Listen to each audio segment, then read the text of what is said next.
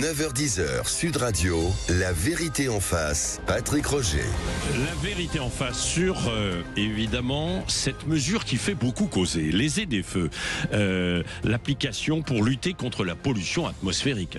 C'est pour ça, les zones à faible émission, alors qui concernent toutes les grandes agglomérations, mais qui n'est pas encore appliquée partout. On va y revenir aussi avec Pierre Meurin. Bonjour.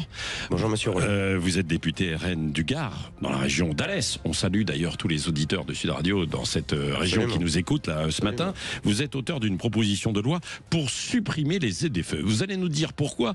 Parce que c'est vrai que, je le disais tout à l'heure, sur le papier, c'est plutôt pour aller protéger quand même notre environnement. C'est une mesure qui pourrait nous sembler assez favorable. Joseph Ruiz, rappelez-nous ce qu'est les ZFE et pourquoi ça a été lancé. Alors, une zone à faible émission, c'est une ZFE, c'est un dispositif donc qui est mis en place par l'État et les collectivités territoriales pour délimiter la circulation des véhicules les plus polluants dans une zone urbaine délimitée. Alors, il y a un calendrier qui se déploie depuis plusieurs années. Les véhicules critères, donc il faut une petite vignette. Ah oui, critères, voilà.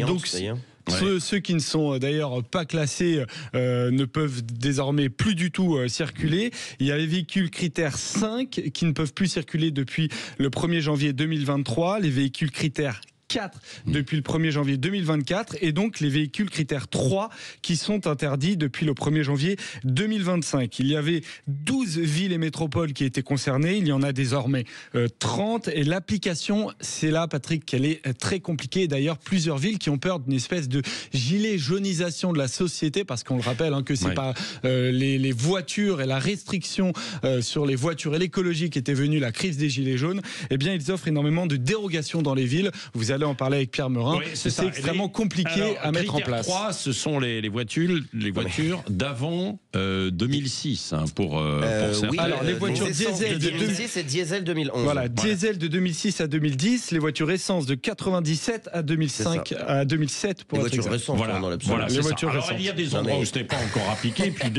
d'autres grandes villes, le Grand Paris, le Grand Lyon, Montpellier. On n'y comprend rien en fait. Alors c'est compliqué. C'est compliqué. Alors oui, Pierre Meurin. Non mais merci beaucoup pour votre invitation. Si vous voulez, je souris, mais ce système est tellement kafkaïen que rien que en lisant les journaux, en essayant de regarder qui a le droit de rouler et qui n'a pas le droit de rouler, on comprend l'absurdité de ce système que sont les ZFE. Ah oui, mais il faut bien des règles aussi, Pierre Meurin, non ? Attendez, il faut des règles, mais oui, sauf que là, la règle, c'est très simple. Jusqu'à 17 millions de véhicules au 1er janvier 2026, donc j'anticipe un petit peu, 17 millions de véhicules ne pourront plus rouler dans les grandes villes. Donc en fait, on a désertifié les zones rurales, on leur a enlevé leurs services de santé, on leur a enlevé leur bassin d'emploi, on leur a enlevé leurs services publics, etc., etc. Et on va aller leur dire, les Français les plus modestes qui ont des voitures anciennes, qui n'ont plus le droit de rentrer dans les grandes villes. Dans les grandes agglomérations, c'est pas dans les cœurs de ville. Non mais dans les grandes agglomérations, c'est les cœurs de ville, mais aussi tous les périmètres d'agglomération. Je pense à Lyon, je pense à Paris, je pense à Grenoble. Mais ce ne sont pas que les gens d'ailleurs des campagnes, parce que vous dites que ce sont les gens des campagnes. Oui, mais en fait aussi dans les quartiers qui peuvent avoir évidemment. Oui, mais attendez, quand vous habitez en ville, vous avez peut-être, c'est moins embêtant pour quelqu'un qui habite en ville et qui a la possibilité d'accéder au transport en commun. Alors voilà. Que pour les Français des zones rurales qui ont besoin justement de pénétrer dans ces grandes villes pour accéder à un certain nombre de services de première nécessité. Ou des quartiers périphériques qui n'ont pas les moyens de changer de voiture. Monsieur Roger, en gros, les ZFE, c'est quoi ? C'est un dispositif de séparatisme où demain, 2026, c'est demain parce que les verbalisations arriveront en 2026. Demain, 17 millions de Français ne pourront plus pénétrer dans les grandes métropoles. Alors qu'est-ce que Attendez, excusez-moi. C'est hallucinant dit de cette façon-là. Ceux avec un système critère qui est parfaitement absurde, et d'ailleurs aujourd'hui tout le monde le reconnaît. Parce que le système critère, qui est celui qui est mis en application dans le cadre des ZFE, est basé sur l'ancienneté des voitures. Et non pas, en réalité, non pas sur leurs émissions de pollution. Mais une Clio critère 4 ou 5, par rapport à un Range Rover, un SUV critère 1, sachant que il est démontré aujourd'hui que le système critère est complètement obsolète, donc en fait on avance dans les ZFE sans prendre en compte les erreurs qui ont été commises. Comment dire, La pollution aux particules fines, au dioxyde de monoxyde d'azote, elle vient essentiellement des pneus et des suspensions. Pas de l'échappement, résiduellement de l'échappement. C'est-à-dire qu'avant, elles étaient beaucoup plus polluantes, les voitures. Hein, oui, non, mais ce qui est certain, c'est que aujourd'hui, ce sont les pneus et les suspensions qui produisent la pollution aux particules fines toxiques. À 70%. À 70%. Or, un véhicule électrique, un SUV critère 1, beaucoup plus lourd, va beaucoup plus solliciter les pneus. Et donc va être beaucoup plus polluant. Donc le fait de baser le système critère sur l'ancienneté d'une voiture est parfaitement absurde et parfaitement scientifiquement sauf que sur les nouvelles voitures, elles émettent moins quand même. Non. Tant qu'on n'a pas modifié les systèmes les pneus. Oui, sur les pneus. Non, mais les pneus, je sais, c'est vrai. Attendez, bien sûr. Mais là vous êtes en train d'interdire aux petites voitures d'avant 2006 par exemple comme Lyon, Grenoble, etc. Ou aux diesel d'avant 2011 de rentrer dans les grandes villes. Enfin, pardon, mais on a un principe constitutionnel. Hein, c'est pas que dans les cœurs de ville. Hein, j'insiste beaucoup parce que oui, du coup c'est beaucoup plus large. C'est ça, c'est beaucoup plus grave. On a un principe constitutionnel qui s'appelle quand même la liberté de circulation. Ces voitures, elles ont un contrôle technique impeccable. Et on va leur interdire de rouler. Alors, et en 2026, c'est hyper important, en 2026, vous allez avoir des radars, des systèmes de lecture automatisés de plaques d'immatriculation.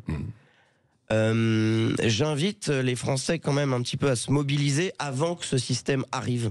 Parce que, à mon avis, on est en effet sur une bombe sociale, mais aller expliquer à des gens qu'ils ne peuvent plus rentrer en ville pour aller se soigner, pour emmener leurs enfants à l'école, pour aller au boulot.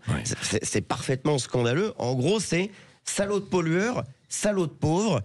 Tu vas pas rentrer dans les villes où il y a les bobos, les écolos, etc. Non, pardon, excusez-moi, je suis un peu fâché, mais ce sujet me tient particulièrement à cœur.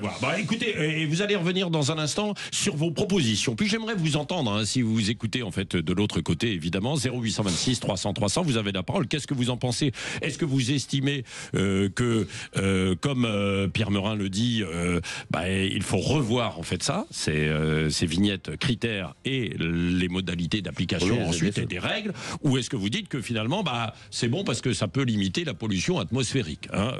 On va tout se dire, évidemment. 0826 300 300, la vérité en face sur Sud Radio.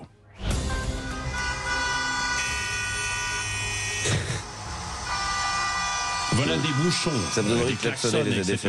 Oui, les ZFE. On en parle ce matin des ZFE. Non, mais on a mis ces klaxons avec Quentin Cabanis à la réalisation. Pourquoi? Parce que je ne sais pas si vous avez vu, mais la maire écolo de Besançon a publié une vidéo pour mettre en lumière l'attractivité de la ville parce qu'il y a des bouchons évidemment et la nécessité du coup de faire des travaux d'aménagement qui créent ponctuellement des congestions. Voilà. Bon, il y a de l'ironie, mais je pense que ça n'a pas fait sourire tout le monde. Pierre Meurin. Moi, ça m'amuse beaucoup parce que j'ai toujours dit, quand j'étais président du groupe d'études sur la sécurité routière, que les bouchons, ça polluait beaucoup plus que quand vous avez un trafic fluide. Donc, Madame le maire de Paris, Anne Hidalgo, avec son harcèlement des automobilistes, est responsable de la pollution de l'air aussi. Parce que quand vous roulez à bas régime, en première, en deuxième, dans les bouchons... mais il y a tout le temps des bouchons à Paris. La qualité de l'air en est largement affectée. C'est pas les ZFE qui vont régler le problème. Et il n'y a pas qu'à Paris, parce que là, c'est le cas à Besançon, c'est le cas à Rennes, c'est le cas à Marseille, c'est le cas à Lyon, c'est le cas à Toulouse, c'est le cas à Bordeaux. J'invite les grands-mères de France, à faire des travaux pour fluidifier la circulation, plutôt que d'emmerder les automobilistes. C'est parce qu'on veut les contraindre à prendre les transports en commun s'il y a une offre qui est adaptée. Contraindre les gens. On a oublié le principe de liberté de circulation dans ce pays, c'est ballot. Jean-Marc de Bordeaux, justement, réagit au 0826 300 300 et vous a écouté. Bonjour Jean-Marc. Oui, bonjour et bonne année. Sud Radio. Bonne année. Oui. Voilà. Bon. Donc, j'aurais souhaité réagir sur les ZFE. Oui. Allez-y. Donc, voilà, mon cas personnel, j'habite Bordeaux. J'habite Bordeaux, je suis dans le centre de Bordeaux. J'ai plusieurs véhicules ce sont des véhicules qu'on appelle communément des véhicules de collection, sauf que ces véhicules-là, pour certains, n'ont pas plus de 30 ans, donc ne peuvent pas faire l'objet d'une carte grise collection. Absolument. Voilà. Donc, moi je suis... Voilà, tout à fait, Youngtimer, voilà. Petite précision technique peut-être concernant l'intervention de la personne précédente, à savoir le niveau de pollution des véhicules. On accuse les véhicules de polluer. Mais on installe des pots catalytiques sur ces véhicules-là. Les pots catalytiques, de toute façon, transforment du monoxyde de carbone, qui n'est pas un gaz à effet de serre, en CO2, qui est un gaz à effet de serre. Donc voilà le côté un peu stupide des législateurs, qui de toute façon, faut-il... Voilà. Alors, j'ai eu l'occasion de m'entretenir de ces problèmes avec notre maire de Bordeaux, qui est Pierre Urmic. Oui, Pierre Urmic, oui. Écolo. Et je lui fais part de mon mécontentement et de la possibilité effectivement qui me sera ordonnée de me rendre chez moi avec une voiture qui est très peu. J'ai des voitures qui ne roulent pratiquement pas. Elles ont un contrôle technique. Qu'est-ce qu'il vous a répondu, le Pierre Urmic, Jean-Marc? Alors, ce qu'il m'a répondu, il a repris sa respiration et je lui ai dit non, c'est pas la peine, je connais la réponse. Vous allez me parler des accords de Paris. Eh oui. Voilà. Bon voilà, mais sauf qu'à Bordeaux, il y a une dérogation. Il y a un pass ZFE, petit rouleur. Alors le pass ZFE, ça permet de pénétrer à l'intérieur de la zone 24 jours par an pour une période de 24 heures. Il y a la même chose à Rennes par exemple, mais le pass ZFE c'est 52 jours par an. Pierre Merin, qu'est-ce que vous proposez vous, cher monsieur, merci pour votre témoignage. Je partage un petit peu votre opinion sur le sujet. Oui, voilà. Donc, en fonction des collectivités territoriales, vous allez avoir plein de dérogations. Des passes petits rouleurs, des dérogations pour les affections de longue durée. On a envie de dire merci. Enfin, c'est la moindre des choses. Mais voilà, toutes ces dérogations. Comment est-ce que quand vous vous baladez entre toutes les métropoles de France, qu'est-ce que vous avez que ça à faire? D'aller étudier toutes les formes de dérogation qui existent. C'est kafkaïen, si vous voulez, en réalité.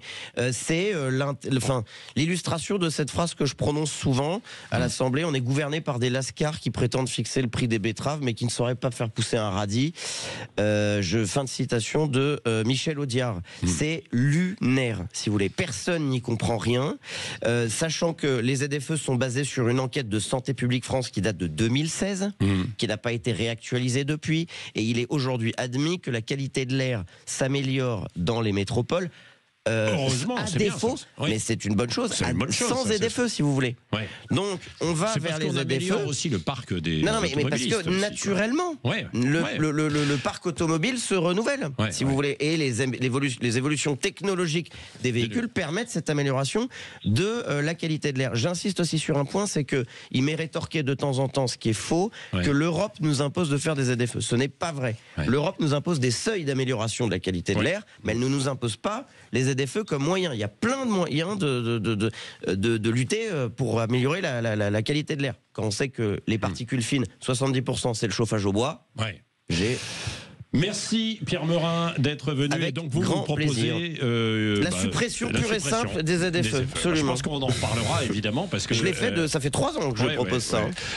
Merci. D'autres les défendent au contraire. Il y aura de nouveau du débat évidemment sur Sud Radio. Dans un instant, c'est Valérie Expert. Mettez-vous d'accord tout à l'heure, bien sûr. Et puis juste avant, dans la partie média, avec Gilles Gansman, elle reçoit Marie Cabrette, qui est l'ancienne responsable des ressources humaines de Charlie Hebdo. Vous pouvez continuer de réagir et tout à l'heure chez André Berkoff et dans les vraies voix, évidemment, ce soir de 17h à 20h.